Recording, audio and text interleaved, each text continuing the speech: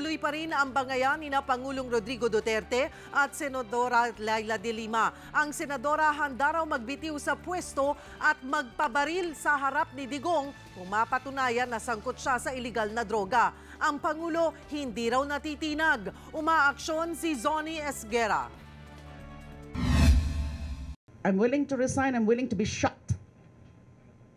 in front of the President. Kung may tunay, I just have to qualify. Tunay, totoo, na ebidensya. Hindi coerced, hindi manufactured, hindi fabricated, hindi invento. Ito ang matapang na mensahe ni Senadora Leila de Lima kay Pangulong Rodrigo Duterte kasabay ng umano'y patuloy na paninira nito sa kanya. Hindi na raw masikmura ng senadora ang pamimersonal ng pinakamataas na pinuno ng bansa.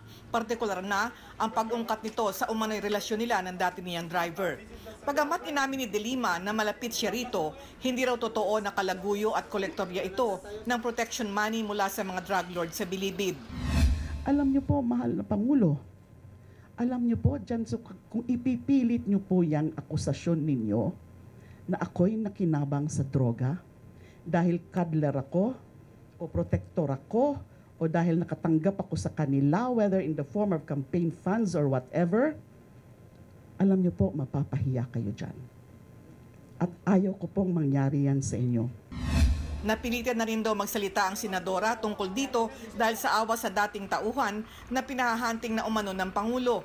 Nagpapa-SOS na nga po kung pwede nga daw ho tulungan ko siya dahil sobra na ang pangamba niya, wala na nga daw ho siyang makain. Kasi hindi nga daw ho siya makapunta rin, sinusubukan daw niyang puntahan sa mga bahay ng kapatid niya o sa kaibigan niya pero wala daw nag-aano sa kanya kasi mga takot din. Hindi rin daw malayo na pati ang iba pang naging malapit kay de Lima noon ay pagdidiskitahan din ni Digong. Siniwalat din ng senadora ang balak umano ng Pangulo na kumuha ng mga tao na magdidiin sa kanya sa operasyon ng iligal na droga. They were trying to access certain convicts na ang pakay daw ay ituro ako na ako ay isang cuddler, ako ay isang protektor, na ako ay nakikinabang sa droga nila. Papalabasin nga daw ho na si Ronnie ay parang nag-serve as bagman. Pero si Digong hindi natinag sa mga banat ni de Lima. Hinamon pa niya si de Lima na patunayan na hindi galing sa kanya ang perang pinampatayo sa bahay ng dating driver nito sa Pangasinan.